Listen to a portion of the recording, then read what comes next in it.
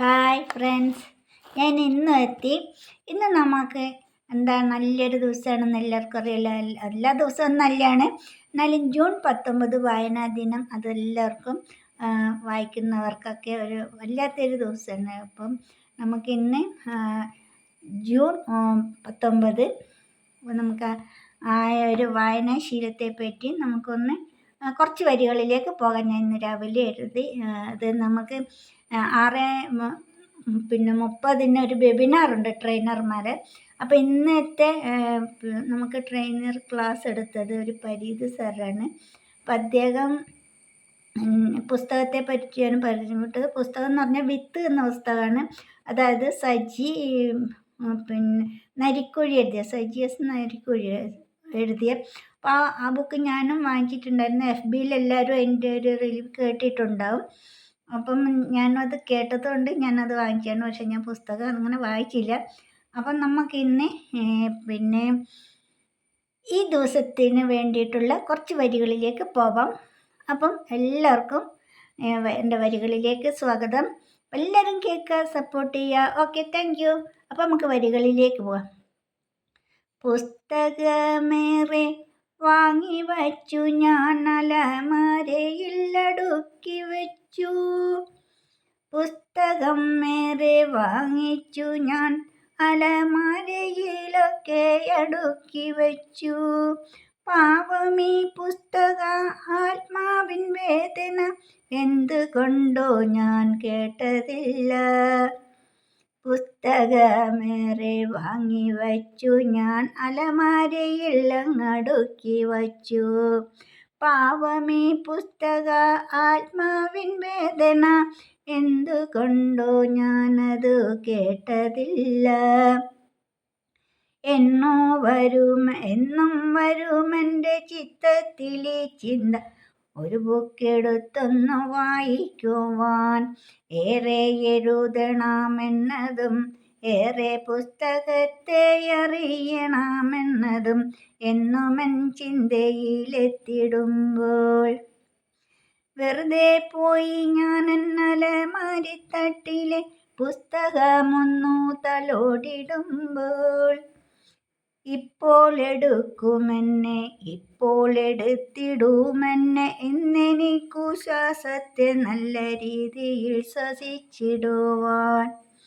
എന്നവർ ഓർക്കും നിമിഷത്തിൽ ഒന്നുമേ എടുത്തൊന്നു നോക്കിടാതെ ഒന്നു തൊട്ടു തലോടിയ പുസ്തകക്കെട്ടുകൾ അവിടെ ഉപേക്ഷിച്ചു ഞാൻ മാറിടുമ്പോൾ.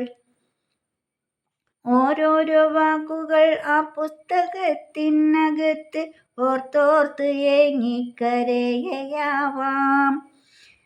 എന്തിനെന്നെ ഇങ്ങനെ വേദനിപ്പിച്ചിടുന്നു ഒന്നെടുത്തന്നെ നീ വായിക്കുക. എന്തിനെന്നെ നീ ഇങ്ങനെ വേദനിപ്പിച്ചിടുന്നു ഒന്നെടുത്തന്നെ നീ വായിക്കുക. ഒന്നുമില്ലെങ്കിലും ഞാനൊരറിവല്ലേ എന്നും നിനക്കു ഞാനൊരു മുതൽക്കൂട്ടല്ലേ. ഒന്നുമില്ലെങ്കിലും ഞാനൊരറിവില്ലേ എന്നും നിനക്കു മുതൽക്കൂട്ടല്ലേ. പുസ്തകമേറെ വാങ്ങി വച്ചു ഞാൻ അലമാരിയിലെല്ലാം അടുക്കി വച്ചു. പാവമീ പുസ്തക ആത്മാവിൻ വേദന എന്തുകൊണ്ടോ ഞാനത് കേട്ടതില്ല. ഇതാണ് ഇന്നത്തെ എൻ്റെ വരികൾ. അപ്പം എല്ലാവരും പുസ്തകങ്ങൾ വായിക്കുക. അപ്പം പുസ്തകത്തിൻ്റെ വേദനയാണ് ഞാനിവിടെ പ്രതിപാദിച്ചത്. കാരണം നമ്മളെല്ലാവരും പുസ്തകം വായിക്കും. എത്ര പേര് അത് എടുത്ത് വായിക്കുന്നതെന്നറിയില്ല. പക്ഷെ എനിക്ക് പുസ്തകങ്ങളോട് വളരെ ഇഷ്ടമാണ്.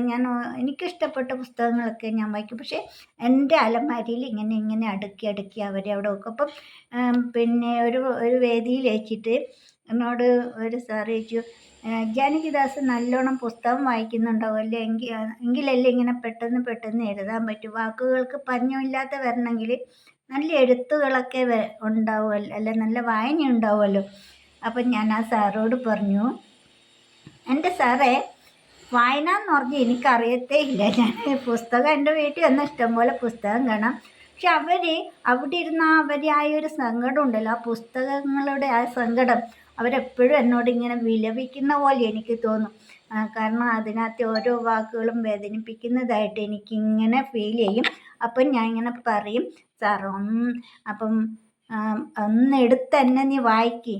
എനിക്ക് ഈ അലമാരിയിൽ കിടന്ന് എനിക്ക് ശ്വാസം മുട്ടുകയാണ്. ഇതിങ്ങനെ തിങ്ങി തിങ്ങി നിൽക്കുമ്പം എനിക്ക് ശ്വാസം മുട്ടുന്നു. അതുകൊണ്ട് എന്നെ എടുത്ത് നീ ഒന്ന് വായിക്കുന്ന ആ പുസ്തകങ്ങൾ എന്നോട് പറയുന്നതായിട്ട് എനിക്ക് ഫീൽ ചെയ്യലുണ്ട്. പക്ഷെ എന്ത് ചെയ്യാം, മടിക്കായി എനിക്കൊരു പുസ്തകം എടുത്ത് വായിക്കാൻ തോന്നുന്നുണ്ട്. അപ്പോൾ ഞാൻ അവരോട് സോറി പറഞ്ഞിട്ട് ഇങ്ങോട്ട് തിരിച്ചു വരവാണ് പതിവ് എന്ന് പറഞ്ഞു. അപ്പം അങ്ങനെയല്ല, നമ്മളെല്ലാവരും വായിക്കുക. നല്ല നല്ല പുസ്തകങ്ങളുണ്ടാകും, മോട്ടിവേഷൻ നമുക്ക് പോസിറ്റീവ് ചിന്തകൾ തരുന്നത്. അപ്പം ഈ ബുക്ക് ഞാനിപ്പോൾ ഈ വിത്ത് എന്ന് പറഞ്ഞ ബുക്കും വാങ്ങിയിട്ടുണ്ട്. അത് നല്ലൊരു ബുക്കാണ്. അപ്പോൾ എല്ലാവർക്കും ഇന്നത്തെ ദിവസം ഇന്ന് തൊട്ട് ഒരു ദിവസം പോലും വായിച്ചിട്ടില്ലെങ്കിലും ഇന്ന് നിങ്ങൾക്കെല്ലാം ഒരു പ്രചോദനമാവട്ടെ. എവിടുന്നെങ്കിലും ഒരു നല്ല ബുക്കുകളൊക്കെ കിട്ടുമ്പോൾ അതൊന്ന് വായിച്ച് ആ എഴുത്തുകാരനും അതിലുള്ള വാക്കുകൾക്ക് ഒരു ജീവൻ നൽകാൻ നമുക്ക് എല്ലാവർക്കും കഴിയട്ടെ എന്ന് ആശ്വസിച്ചുകൊണ്ട് എല്ലാവരും കേൾക്കുക, സപ്പോർട്ട് ചെയ്യുക. Okay, thank you.